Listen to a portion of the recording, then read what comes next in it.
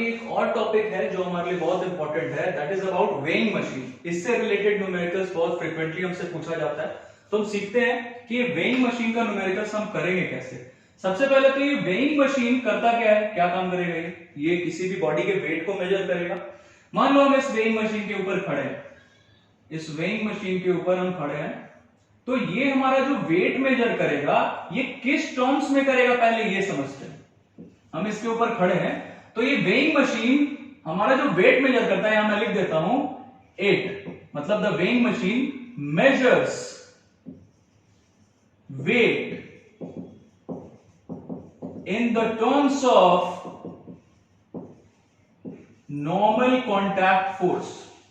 मतलब जितना normal contact force हम इस पे लगाएंगे उसी के टर्म्स में ये हमें वेट बताता है।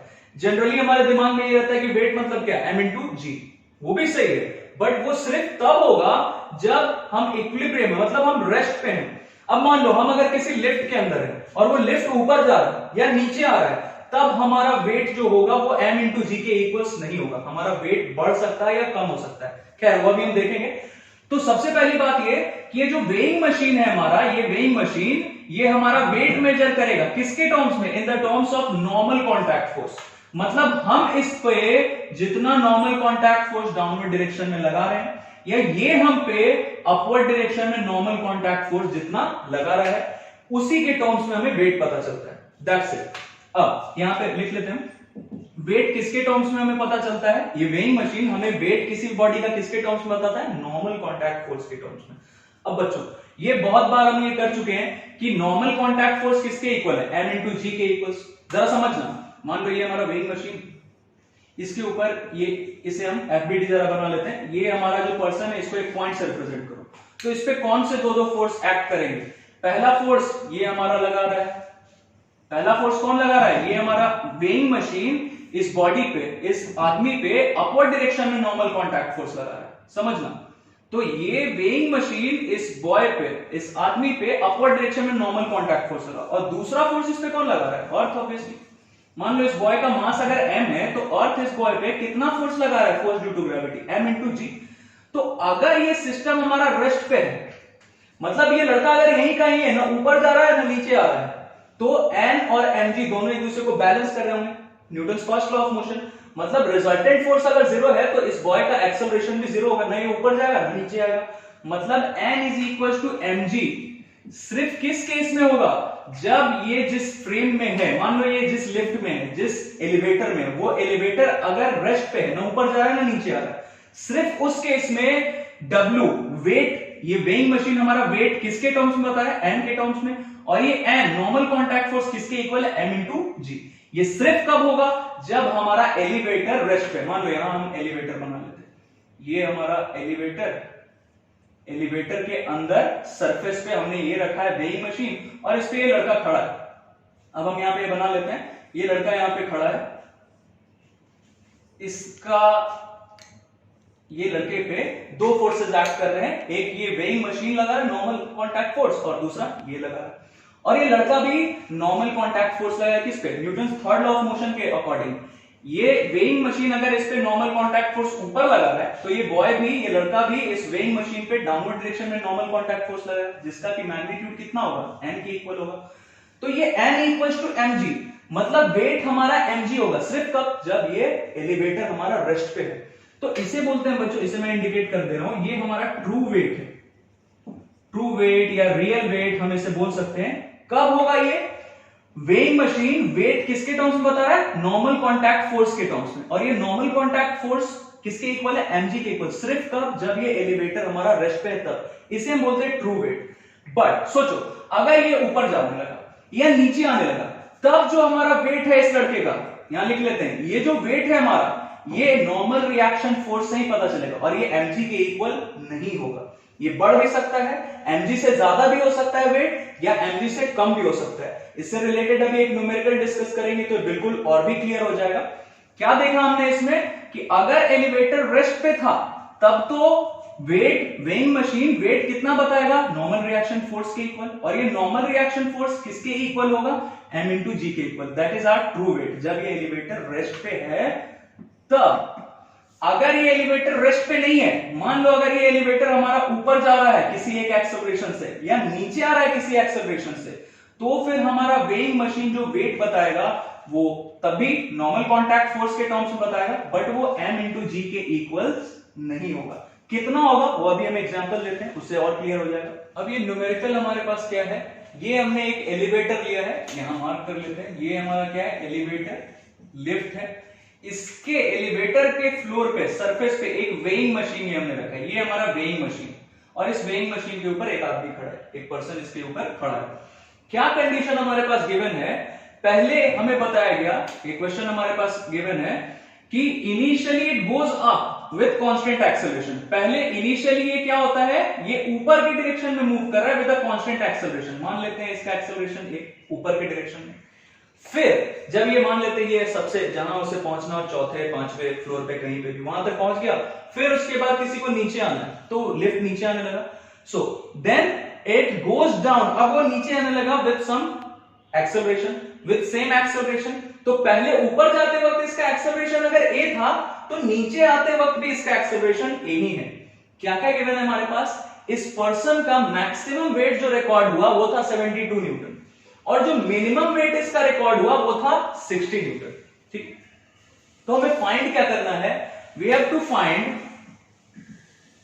The true weight, real weight find करना है इसका। अब तुम्हें ट्रू वेट का मतलब पता है, रियल वेट का मतलब तुम्हें पता है, अभी हमने देखा m इंटू जी, मतलब जब रेस्ट पे रहता, अगर ये लिफ्ट रेस्ट पे रहता तो वेट किसके इक्वल होता, जो नॉर्मल कॉन्टैक्ट फोर्स हम इस वेइंग मशीन पे लगाते हैं उसके इक्वल, और वो किसके इक्वल होता है, m इंटू जी के equal.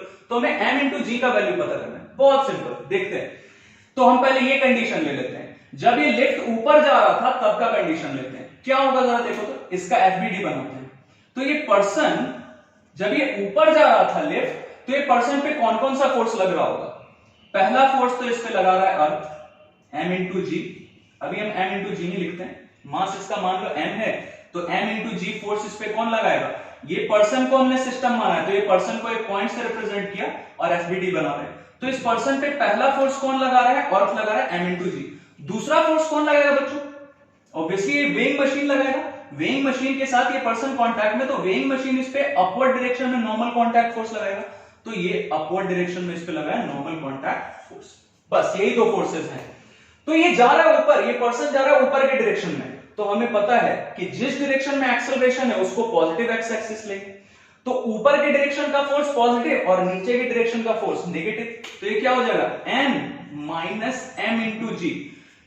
Vector sum of all forces acting on the body को किससे इक्वेट करते हैं, Newton second law of motion, mass times acceleration. तो मान लो इसका मास कुछ भी है, मास हमने ले लिया स्मॉल है, तो मास टाइम्स एक्सेलरेशन, एक्सेलरेशन को हमने a लेट कर लिया। तो देखो तो जरा यहां से हमें क्या पता चल गया, normal contact force ma plus mg के इक्वल आ गया। एंड आई टोल्ड यू कि ये वेइंग मशीन, ये हमारा ये लिफ्ट रेस्ट पे रहे, ऊपर जाए या नीचे आए, वेइंग मशीन हमारा वेट मेजर करता है किसके टर्म्स में, नॉर्मल कांटेक्ट फोर्स के टर्म्स में। मतलब जितना नॉर्मल कांटेक्ट फोर्स ये हम पे लगा रहा है या हम इस पे लगा रहे हैं, दोनों तो इक्वल ही होगा, Newton third law of motion. तो जितना नॉर्मल कांटेक्ट फोर्स हम इस पे लगा रहे हैं या ये हम पे लगा रहा है, उससे हमें पता चल जाता है कि ये इस बॉडी का वेट अभी इस वक्त क्या है। अब जरा देखो, जब ये रेस्ट पे होता तब तो n is equal to mg होता, और ये n से हमें क्या पता चलता, वेट, जो कि ये वेइंग मशीन बताता, तो ये हमारा ट्रू वेट होता है, m इंटू जी ट्रू वेट होता। बट यहां तुम्हें क्या दिख रहा है, ये नॉर्मल कांटेक्ट फोर्स सिर्फ m इंटू जी के इक्वल नहीं है, ये ma प्लस mg है, मतलब बढ़ गया, नॉर्मल कांटेक्ट फोर्स बढ़ गया, मतलब ये जो वेइंग मशीन हमारा वेट हमें बताएगा इसका वैल्यू बढ़ चुका है ऑलरेडी। और तुम्हें मैक्सिमम वेट कितना गिवन है बच्चों, 72 न्यूटन। तो ये नॉर्मल कांटेक्ट फोर्स ये हमें क्या बता रहा है, वेट के बारे में। ये वेइंग मशीन हमें वेट बता रहा है किसके टर्म्स में, नॉर्मल कांटेक्ट फोर्स के टर्म्स में। मतलब हमें मैक्सिमम वेट हमारा कितना हो जाएगा, 72। चलो इसको हम n1 से डिनोट कर लेते हैं। ये क्या है, यहां लिख देता हूं, weight of person when lift या हमारा एलिवेटर इज गोइंग अप। बिल्कुल सिंपल, वेट मेजर करने के लिए, ये ब्रैकेट में लिख लेते हैं, वेट मेजर करने के लिए हमें क्या देखना पड़ता है कि नॉर्मल कांटेक्ट फोर्स हम इस पे कितना लगा रहे हैं वेइंग मशीन पे। तो नॉर्मल कॉन्टैक्ट फोर्स हम कितना लगा रहे हैं वेइंग मशीन पे, इसको N1 लेट कर लेते हैं, ये भी N1, ये भी N1, कितना लगा रहे हैं MA प्लस mg। तो ये N1 का वैल्यू तुम्हें पता है, लिख लो, मैक्सिमम वेट कितना है 72 न्यूटन, ये N से कंफ्यूज नहीं होना, ये न्यूटन यूनिट है, MA प्लस mg, ये आ गया हमारा पहला इक्वेशन। अब जरा सोचो, अगर ये नीचे आने लगा, इसको जरा हम हटाते हैं, इतने दूर को हटा लेते हैं, ऊपर का इंफॉर्मेशन रहने देंगे। अगर ये लिफ्ट नीचे आने लगे, इधर बना देता हूं मैं, अगर ये लिफ्ट नीचे आने लगा, सोचो जरा, अगर ये लिफ्ट नीचे आने लगा उतने ही एक्सेलरेशन से ऊपर जा रहा, तब भी एक्सेलरेशन ए था, अभी भी एक्सेलरेशन का मैग्नीट्यूड ए है। तो अगर ये नीचे आने लगा, तब इस पे ये वेइंग मशीन हमारा कौन सा फोर्स लगाएगा, वही नॉर्मल रिएक्शन फोर्स। एक बार फिर से हम एफबीडी बनाएंगे, यहां बनाते हैं एफबीडी। अब इस पर्सन को फिर से सिस्टम माना, इस पे कौन कौन सा फोर्स एक्ट करेगा, वही फोर्स, m इंटू जी नहीं बदलेगा बच्चों। ये लिफ्ट ऊपर जाए नीचे आए रेस्ट पे रहे कुछ भी रहे, m इंटू जी वही रहेगा, क्योंकि अर्थ इस पे जो फोर्स लगा रहा है वो कैसे बदल सकता है, m इंटू जी वही रहेगा। बदलेगा क्या, ये बदल सकता है, यहां पे ये इतना था, यहां पे नॉर्मल रिएक्शन फोर्स इतना हो गया, अब नीचे आ रहा है तो देखते हैं कितना होगा, देखते हैं। तो ये देखो, तो इस पे एक फोर्स लग रहा है m इंटू जी नीचे की डायरेक्शन में, दूसरा फोर्स कौन लगा रहा है, ऑब्वियसली ये weighing machine normal contact force लगाएगा इस पर्सन पे अपवर्ड डायरेक्शन में। तो इस बार इस नॉर्मल कॉन्टैक्ट फोर्स को हम n2 ले लेते हैं, क्योंकि वैल्यू अलग अलग आने वाला है, इसका वैल्यू इतना आया, n1 का वैल्यू इतना आया, n2 का वैल्यू क्या आएगा देखते हैं। इस बार नीचे आ रहा है, एक्सेलरेशन नीचे, तो नीचे की डायरेक्शन को पॉजिटिव एक्स एक्सिस लेते हैं, तो ये क्या हो जाएगा जरा देखो, तो पॉजिटिव एक्स एक्सिस नीचे की डायरेक्शन में, मतलब नीचे की डायरेक्शन का फोर्स पॉजिटिव, और ऊपर की डायरेक्शन का फोर्स मतलब n2, सिर्फ ऊपर की डायरेक्शन में सिर्फ यही एक फोर्स है n2, जो ये वेइंग मशीन लगा है, ये माइनस नेगेटिव हो गया। ये किसके इक्वल होगा, मास टाइम्स एक्सेलरेशन, मास कितना है m हमने लेट किया, एक्सेलरेशन a, क्या हो गया देखो, तो यहां से n2 का वैल्यू अगर हमें फाइंड करना है तो n2 को उधर भेजेंगे, तो इधर भेज दिया n2 को, ये क्या हो गया mg माइनस ma। अब तुम्हें क्लियरली दिख रहा होगा कि सर यहां तो प्लस था, mg प्लस ma था, मतलब ट्रू वेट था mg, बट उससे ज्यादा आ गया n1 का वैल्यू, मतलब वेट बढ़ गया, कब, जब ऊपर जा रहा था लिफ्ट तब, बट जब लिफ्ट नीचे आ रहा है तो हमारा ट्रू वेट जो था, जब रेस्ट पे था तो ट्रू वेट होता था mg, बट ये जब नीचे जा रहा है तो mg माइनस ma है, नॉर्मल कॉन्टैक्ट फोर्स हमारा mg माइनस ma है, मतलब इस कंडीशन में हमारा वेट कम हो जाएगा, वेटलेसनेस फील करेंगे हम, हल्का फील करेंगे। तो ये क्यों हो रहा है भाई, अब हमारा वेट कितना है n2 के इक्वल, ये वेइंग मशीन हमारा किसके टर्म्स में वेट बताता है, नॉर्मल कॉन्टैक्ट फोर्स के टर्म्स में। यहां नॉर्मल कॉन्टैक्ट फोर्स इतना था, तो मतलब वेट यहां पे इतना, यहां पे नॉर्मल कॉन्टैक्ट फोर्स इतना है n2, that is mg minus ma, तो यहां पे इस पर्सन का वेट कितना होगा n2 के इक्वल, और ये n2 तुम्हें दिया हुआ है, मिनिमम वेट रिकॉर्डेड कितना है 60 न्यूटन, मतलब ये भी वैल्यू पता है 60 Newton mg minus ma, very simple. तो यहां तुम्हें दिख रहा होगा कि यहां ऐड किया तो वैल्यू बढ़ गया, मतलब मैक्सिमम वैल्यू n1 की जगह 72 न्यूटन रखा, यहां mg माइनस ma है, मतलब कम हो गया, तो कम वाला मिनिमम वैल्यू n2 का वैल्यू 60 न्यूटन।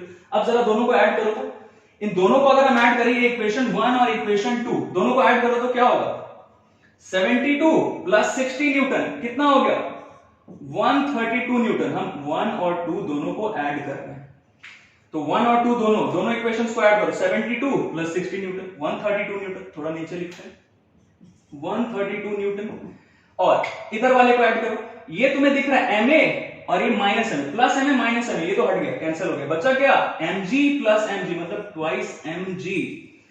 mg का वैल्यू क्या आ गया देखो, तो इधर आया 66 न्यूटन, और यही तो हमें फाइंड करना था, हमें फाइंड करना था true weight, real weight of the person.